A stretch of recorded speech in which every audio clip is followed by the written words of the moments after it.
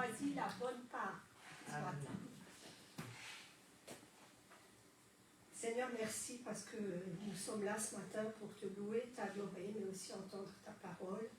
Seigneur, ta parole va porter du fruit dans nos vies, elle va nous transformer, nous aider à marcher avec toi. Merci Saint-Esprit de nous éclairer. Ouvre nos cœurs à ta parole, Seigneur Jésus. Merci pour cette grâce que nous avons de l'entendre, Seigneur. Et je pense vraiment à l'Église persécutée, où ils ne peuvent pas avoir de Bible, où ils ne peuvent pas la lire. Seigneur, merci, parce que tu bénis ces frères et sœurs. Merci pour ta parole, parce que nous pouvons nous appuyer dessus et nous savons qu'elle va faire de l'effet dans notre vie. Au nom de Jésus, Amen. Amen. Alors, le thème ce matin, c'est « Déterminé à aller de progrès en progrès ». Donc, le mot « déterminé » signifie « ayant pris une décision ». Est-ce que vous avez pris une décision dans cette nouvelle année 2026 à aller de gloire en gloire et de victoire en victoire et de progrès en progrès?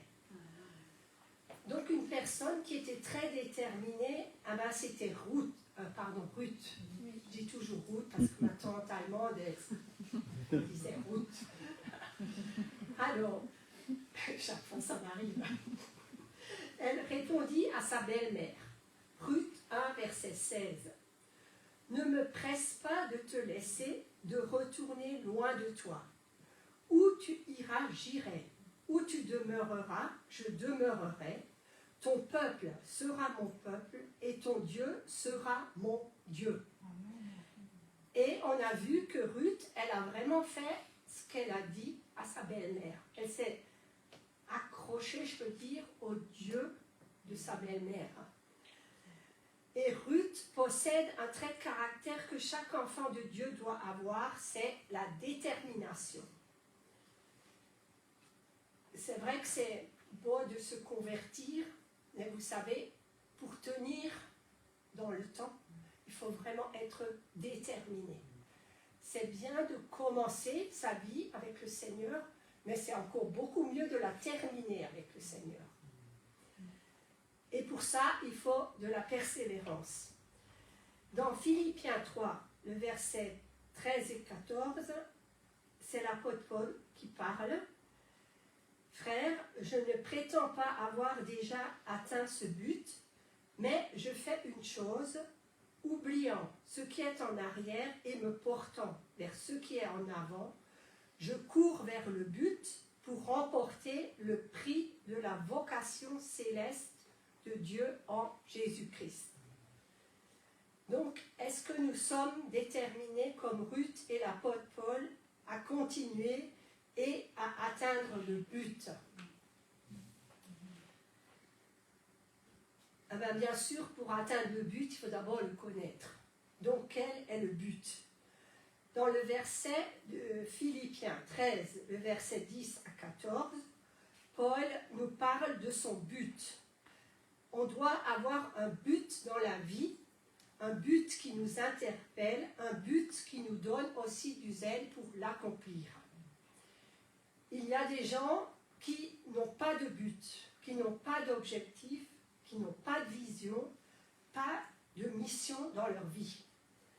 Ils sont indécis, oisifs, paresseux, parce qu'ils ne sont pas animés par un but. Ils ne visent pas la cible de la vie, et ceux qui ne la visent pas n'arriveront jamais par hasard à l'atteindre. Nous devons avoir donc un but, mais il n'est pas à nous de déterminer notre but. Si nous sommes chrétiens, le but est déjà déterminé. Ce n'est pas à nous de fixer le but parce que nous appartenons à un autre. Nous appartenons à Jésus-Christ. 1 Corinthiens 6, le verset 19 et 20.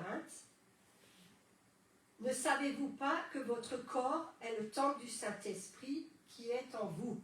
Et on l'a entendu dans la prière de Germaine, que vous avez reçu de Dieu et que vous ne vous appartenez point à vous-même.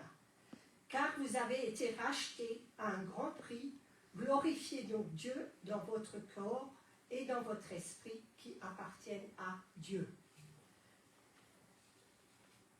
Mais Dieu nous appelle tous à une mission. Et elle nous est clairement indiquée dans la parole de Dieu, la Bible. Dieu nous exhorte sans cesse à avoir une relation de cœur à cœur avec lui, à aimer notre prochain, à prendre soin des pauvres et à vivre de manière à témoigner de la puissance de l'Évangile.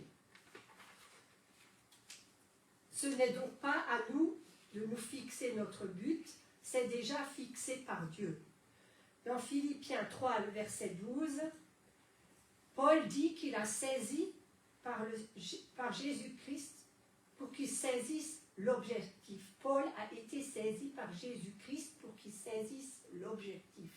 Est-ce que nous, chacun de nous, on a aussi été saisi par Jésus-Christ pour saisir l'objectif que Dieu nous a donné? Cet objectif peut être exprimé de plusieurs manières. Nous pouvons parler de la croissance spirituelle, du progrès dans la sanctification, d'une conformité à la volonté de Dieu, mais dans ce passage, Paul le résume dans une phrase, « Mon but, c'est de le connaître, lui, le Seigneur Jésus-Christ. » Paul n'a pas dit que c'était son but de croire en Dieu. Il a dit que c'était son but de connaître Jésus-Christ. Lui, ainsi que la puissance de sa résurrection et la communion de ses souffrances, en devenant conforme à lui dans sa mort, pour parvenir, si possible, à la résurrection d'entre les morts. Donc nous devons avoir ce même objectif, connaître de mieux en mieux le Seigneur Jésus-Christ pour être transformé à son image. Et n'oublions pas que l'Esprit qui a aussi ressuscité Christ vit en chacun de nous. Nous avons été saisis par Jésus-Christ pour le connaître.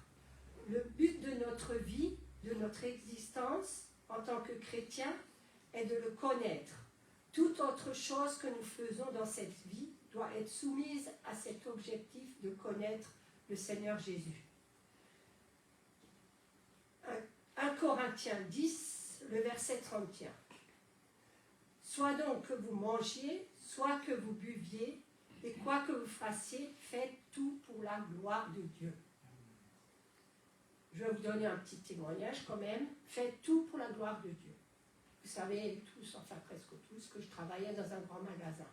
Et je m'occupais du rayon des pantoufles et des chaussures. Et un jour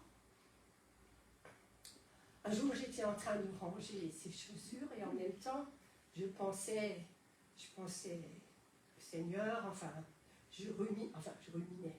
je méditais sur la parole de Dieu qui me disait justement qu'il faut tout faire pour la gloire de Dieu. Et c'est comme si l'ennemi me disait, oui, mais c'est pas valorisant là ce que tu fais, ranger des chaussures, tu aurais pu trouver mieux comme travail. Et alors ce verset est venu, faites tout pour la gloire de Dieu. Et quand c'est venu dans mon esprit, j'ai vraiment éprouvé une grande joie de faire ça, même si ce n'est pas valorisant aux yeux du monde. Mais pour moi, je l'ai fait pour la gloire de Dieu, et c'était ça qui comptait. Voilà. 2 Corinthiens 5, verset 9. C'est pour cela aussi que nous mettons notre point d'honneur à lui être agréable, soit que nous demeurions dans ce corps, soit que nous le quittions. Est-il votre but de le connaître? Est-ce que c'est votre passion? Est-ce que vous vivez pour connaître Jésus-Christ? C'est à cela que nous sommes appelés. Nous devons mettre cet objectif devant nous et évaluer notre progrès vers ce but. Est-ce que, on peut quand même regarder des fois un peu en arrière, est-ce que l'année 2025 vous a porté vers ce but de connaître mieux Jésus-Christ? On doit aussi reconnaître que nous ne sommes pas arrivés. Je ne suis pas arrivé. Ce qui est aussi grave que de ne pas avoir de but, c'est de croire que nous sommes déjà arrivés.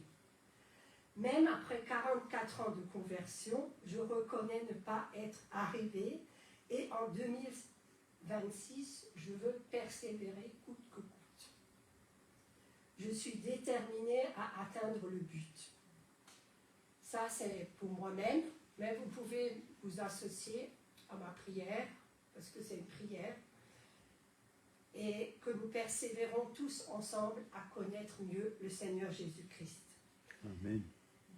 Donc posez-vous la question, êtes-vous déjà arrivé? Est-ce que Dieu a déjà fait tout ce qu'il veut faire dans votre vie et aussi à travers de votre vie?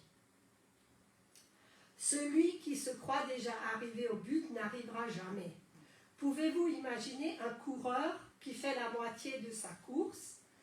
Il s'arrête et se félicite parce qu'il croit qu'il a déjà achevé sa course. Paul a dit 3 fois dans quelques versets qu'il n'était pas encore arrivé. Donc c'est Philippiens 3, le verset 12. Ce n'est pas que j'ai déjà remporté le prix ou que j'ai déjà atteint la perfection, mais je cours pour tâcher de le saisir, puisque moi aussi j'ai été saisi par Jésus-Christ. On ne doit pas se faire d'illusions. Nous avons une course à achever, un combat à combattre, une foi à garder. Donc soyons fermes dans la foi. Nous devons comprendre que la croissance chrétienne est progressive et cela implique un combat de foi. Vous savez, c'est comme un escalier, vous montez pas à pas. On ne peut pas sauter 2 marches à la fois dans le spirituel. Pas à pas. Amen. Jésus dit que dans les derniers jours, en raison des progrès de l'iniquité, l'amour du plus grand nombre se refroidira. Mais celui qui persévérera jusqu'à la fin sera sauvé. C'est Matthieu 24, 12 et 13. Donc bien des gens vont se retirer de la course avant d'arriver au bout. Mais nous soyons déterminés à continuer le bon combat de la foi. Pas le mauvais combat, le bon combat. Paul a parlé de ceux qui ont abandonné la foi, d'autres qui ont fait naufrage en ce qui concerne la foi, d'autres qui étaient déchus de la grâce. Et nous devons nous rendre compte que nous ne sommes pas encore arrivés. La course, elle est toujours devant nous. On ne doit pas jeter l'éponge, baisser les bras, mais nous devons persévérer. Donc, poursuivons le but avec l'unité de cœur. La multitude de ceux qui avaient cru n'était qu'un cœur et qu'une âme. Et moi, ce verset, en début d'année, j'ai dit, Seigneur, vraiment pour notre Église, que ce soit, je veux dire, un verset clé, qu'on soit tous un même cœur et une même âme. Éphésiens 4, le verset 3.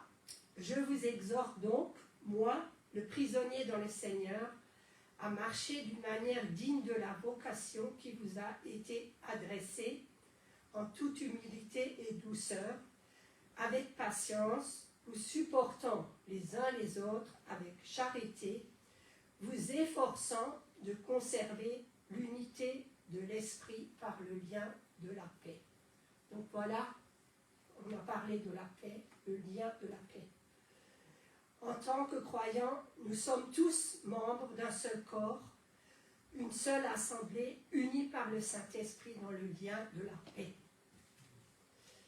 En tant que croyants, ça je vous l'ai dit, à mesure que nous nous rapprochons de Dieu, nous nous rapprochons les uns des autres et idéalement, le corps du Christ révèle la gloire de Dieu au monde. Donc nous ne devons jamais cesser de prier. Et je vous encourage bien sûr à venir aux réunions de prière le mercredi, parce qu'il y a des choses qui se passent dans les lieux célestes quand vous priez. Et n'oubliez pas que c'est Christ le rémunérateur de votre foi.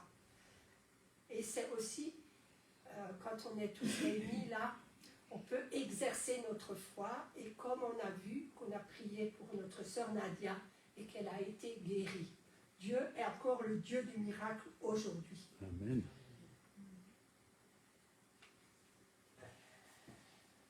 Donc la prière est un pont que vous établissez entre Dieu et la personne que vous couvrez de votre intercession. Les prières des justes ont une grande efficacité et peuvent emmener tant de changements. Si vous priez aussi pour les autres, c'est comme si vous manifestez de l'amour pour cette personne. Et des fois, je veux dire, c'est bien de prier par exemple pour quelqu'un qui est malade, mais peut-être qu'au bout d'un certain temps, peut-être prendre de ses nouvelles. Parce que ça, c'est l'amour aussi manifesté. Le lien qui conserve l'unité est la paix. C'est une attache spirituelle qui entoure le peuple de Dieu et le garde uni. C'est le lien que Paul décrit aux Philippiens comme un même sentiment, un même amour, une même âme, une même pensée. C'est Philippiens 2, verset 2. Donc, pour conserver l'unité dans l'esprit, nous devons marcher guidés par le Saint-Esprit. Il y a certains traits qui détruisent l'unité. L'arrogance, l'orgueil, la dureté ou la force, l'exaspération ou l'impatience. Nous devons apprendre à marcher avec humilité et poursuivre notre but avec la totalité de notre être. Ce que l'apôtre Paul parle d'oublier, ce n'est pas son passé, dont il a rappelé les grandes lignes, mais ce qu'il veut oublier, c'est ce qui, dans son passé, le tire en arrière et l'empêche d'avancer. Il y a tant à oublier comme occasion manquée et comme remords inutiles, comme rancœur, comme frustration, comme angoisse, comme préjugés ou superstition. Il y a un vrai travail à faire pour oublier les choses négatives de notre passé. Êtes-vous déterminé à oublier ce qui est en arrière, les mauvaises choses que vous avez vécues dans votre passé ou qui vous empêchent d'avancer? Je sais que beaucoup de personnes ne comprennent pas ce que signifie d'oublier le passé. Elles se demandent, mais comment puis-je oublier ce qui m'est arrivé? Une des définitions du mot oublier, c'est ignorer intentionnellement ou négliger. Vous devez intentionnellement ignorer votre passé afin qu'il ne vous empêche pas d'aller de l'avant, qu'il s'agisse des bonnes ou des mauvaises expériences. Voilà, bon, moi je peux le donner. Paul, il ne va pas penser à sa vie d'ancien drogué, je veux dire, tous les jours de sa vie. Elle est morte. Elle est morte. Mais pour témoigner, il est obligé de repenser à ce passé. Parfois aussi, nos victoires passées nous empêchent de progresser encore plus que nos échecs. Si nous n'abandonnons pas ce qui est ancien, nous ne pourrons jamais accueillir le nouveau. Peu importe ce qui s'est passé dans votre histoire, il est temps d'oublier ce qui est en arrière. Et parfois aussi, le Seigneur nous lance aussi des défis.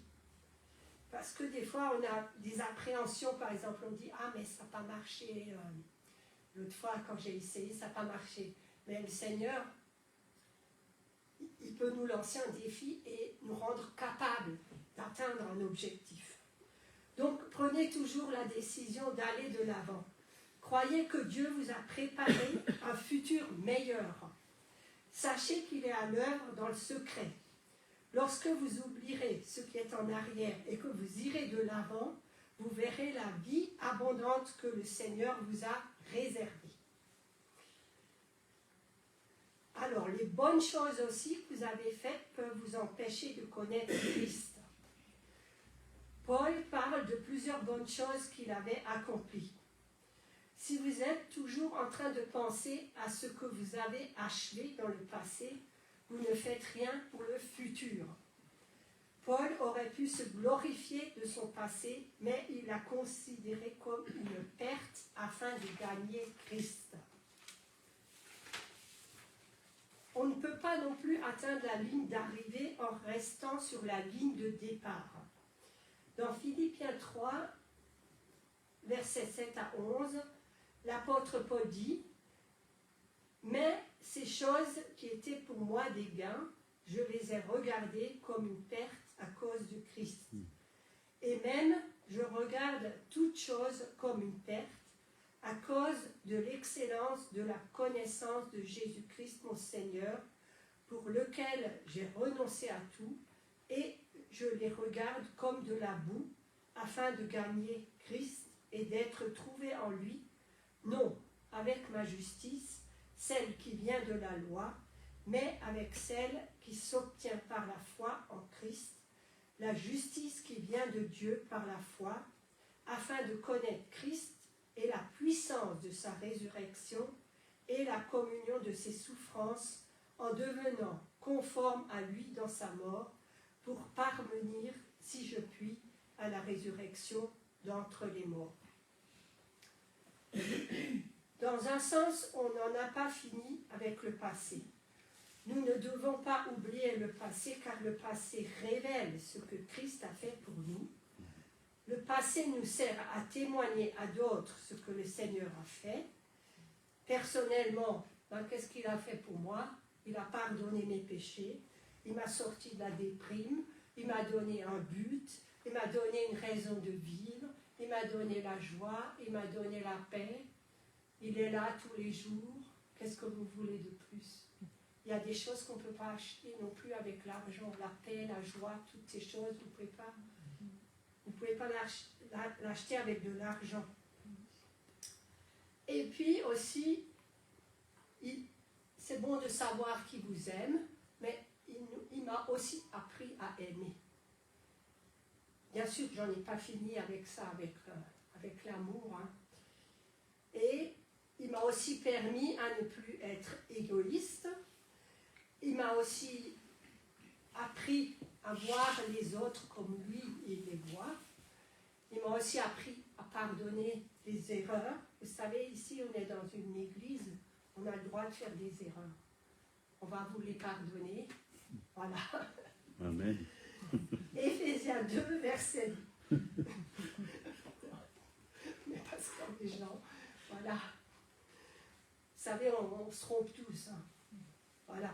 Éphésiens 2, verset 12 nous dit « Souvenez-vous que vous étiez en ce temps-là sans Christ, privés du droit de cité en Israël, étrangers aux alliances de la promesse, sans espérance et sans Dieu dans le monde. » Alors, Psaume 40, verset 2, « Il m'a retiré de la fosse de destruction, du fond de la boue. » Mais dans un autre sens, nous devons nous rendre compte que Dieu lui-même ne tient plus compte des péchés quand il y a confession et sincère repentance. Combien nous souffrons du mal que nous nous sommes faits. Parce que dans la parole de Dieu, elle aussi dit qu'on doit se pardonner à soi-même. Mais nous mettons notre passé sur l'autel de celui qui fait que toute chose concourt au bien de ceux qui aiment Dieu, de ceux qui sont appelés selon son dessein. C'est Romains 8, verset 28. Ensuite, le psaume 32, le verset 1 et 2. « Heureux celui à qui la transgression est remise, à qui le péché est pardonné. Heureux l'homme à qui l'Éternel n'impute pas d'iniquité, et dans l'esprit duquel il n'y a point de fraude. » Ça fait du bien, vous savez, de se savoir pardonner et aimer. Zachée a fait une restitution. C'était la preuve de sa repentance. Cela fait partie de la course. Mais quand vous avez tout rectifié, vous devez laisser tomber. Ne soyez pas paralysés par le mal que vous avez fait. Dieu vous a pardonné quand vous vous êtes repentis et vous marchez maintenant en nouveauté de vie. Et puis Dieu, si jamais il vous arrive de tomber, ben Dieu est fidèle et juste pour nous pardonner encore aujourd'hui, parce qu'il est vivant et il nous purifie de tout péché. Alors, vivre en nouveauté de vie, c'est vivre dans une merveilleuse grâce de Dieu qui nous façonne jour après jour à l'authentique ressemblance de la personne de Christ et qui nous permet aussi de porter des fruits selon son cœur. Oublions aussi le mal que les autres vous ont fait en pardonnant. En pardonnant aux autres, nous les libérons et nous nous libérons nous-mêmes. Amen. Le pardon est une puissance qui libère. C'est un très bon livre qu'un frère il a écrit, Samuel Arzacourtian, mais bon, il vit encore, mais vraiment ce livre, quand je l'ai lu, j'étais jeune convertie et il m'a appris énormément de choses. Nous ne pouvons avancer en nous figeant dans le passé et l'amertume. Alors j'ai cherché un peu ce que ça veut dire l'amertume, parce que vous savez, quand je fais les mauvaises herbes, je pense toujours aux racines d'amertume. Vous savez très bien que si une mauvaise herbe, vous coupez juste le haut et que vous ne sortez pas la racine, eh ben la mauvaise herbe, elle revient. Donc c'est des pensées négatives à propos d'une autre personne ou une attitude amère, méfiante envers quelqu'un qui nous a offensés. Il convient de tendre vers ce qui est en avant, comme le dit l'apôtre Paul dans Philippiens 3, 13. Maintenant que nous avons reçu Christ, nous avons une nouvelle orientation. Nous nous orientons vers le futur pour obtenir le prix de la vocation céleste de Dieu en Jésus-Christ. Colossiens 3, le verset 1 à 4 nous dit « Si donc vous êtes ressuscités avec le Christ, cherchez les choses d'en haut où le Christ est assis à la droite de Dieu. Pensez à ce qui est en haut et non à ce qui est sur la terre. Car vous êtes morts et votre vie est cachée avec le Christ en Dieu. Quand le Christ, votre vie paraîtra, alors vous paraîtrez aussi avec lui dans la gloire. » Et quelques versets plus tard, l'apôtre Paul nous dit, il nous rappelle que notre citoyenneté est au ciel, mais notre cité à nous est dans les cieux, d'où nous attendons aussi comme sauveur le Seigneur Jésus-Christ, qui transformera le corps de notre humiliation en le rendant semblable au corps de sa gloire par le pouvoir qu'il a de s'assujettir à toutes choses. Philippiens 3, verset 20. Donc en cette nouvelle année, parce que j'aurais dû apporter il y a 15 jours ce message, continuons à courir vers le but pour obtenir le prix de la vocation céleste de Dieu en Jésus-Christ. Et pour cela, il est aussi nécessaire de s'entraîner. 1 Corinthiens 9, le verset 24. Ne savez-vous pas que ceux qui courent dans le stade courent tous, mais qu'un seul remporte le prix? Courez de manière à le remporter. Tous ceux qui combattent s'imposent toute espèce d'abstinence et ils le font pour obtenir une couronne corruptible, mais nous faisons-le pour une couronne incorruptible. Donc l'entraînement se fait aussi en lisant et en mémorisant la parole de Dieu. L'homme ne vivra pas de pain seulement, mais de toute parole qui sort de la bouche de Dieu. C'est Matthieu 4, verset 4. La parole de Dieu est le moyen principal par lequel nous entrons en communion avec lui pour connaître sa volonté, pour savoir comment prier, pour l'entendre aussi nous parler. Donc, demandons au Saint-Esprit aussi de nous éclairer quand on ne comprend pas quelque chose. Et même, je pense qu'on ne comprendra jamais toute la Bible, parce que moi, personnellement, avec l'Ancien Testament, j'ai vraiment du mal. Mais déjà, faisons ce que nous comprenons et mettons-le en pratique. Si vous demeurez dans ma parole, vous êtes vraiment mes disciples. Jean 8, 31. Donc, avant tout à l'heure, voilà, Nadia l'a prié pour les réseaux sociaux et tout ça. Et vous savez, un disciple, c'est quelqu'un de discipliné. Donc, moi, je me dis, c'est personnel, hein, maintenant, vous faites ce que vous voulez. Par exemple, je m'interdis certaines choses. Par exemple, j'ai commencé à m'interdire de ne pas toucher mon téléphone dès que je me réveille. Et d'abord faire mon culte avant de toucher le téléphone. Même ma tablette, j'ai du mal parce que vous êtes tout de suite, vous voulez aller dans les emails, ça vous, je sais pas, ça vous, enfin moi du moins ça me détourne de la parole de Dieu. Bien sûr, la seule raison pour laquelle je décroche, c'est parce que je m'occupe de ma maman et si les infirmières me téléphonent ou m'envoient des messages, il faut que je sois là, quoi. Mais sinon, je m'autodiscipline, voilà. Parce que d'abord Dieu et d'abord sa parole, d'abord je me nourris et après, le reste de la journée, je l'abandonne à Dieu et c'est Dieu qui conduit. Donc, si vous demeurez dans ma parole, vous êtes vraiment mes disciples.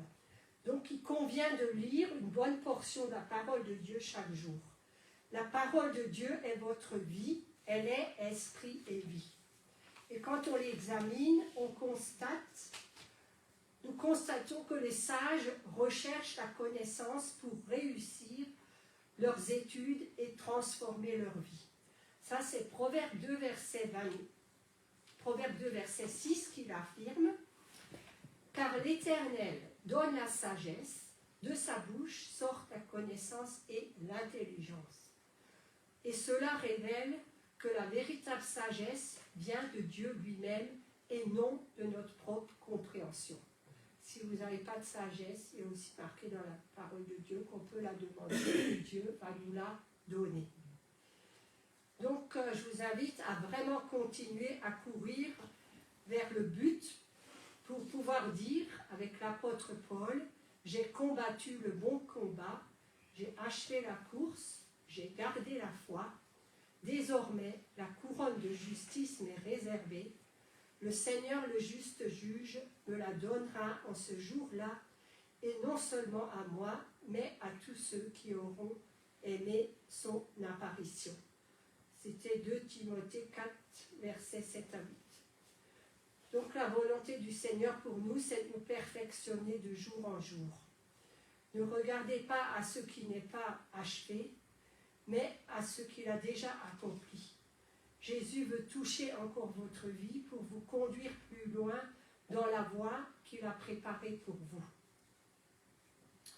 Vous savez, on ne court pas pour aller en arrière, mais bien entendu pour aller en avant, parce qu'il y a un but à accomplir, une couronne à remporter.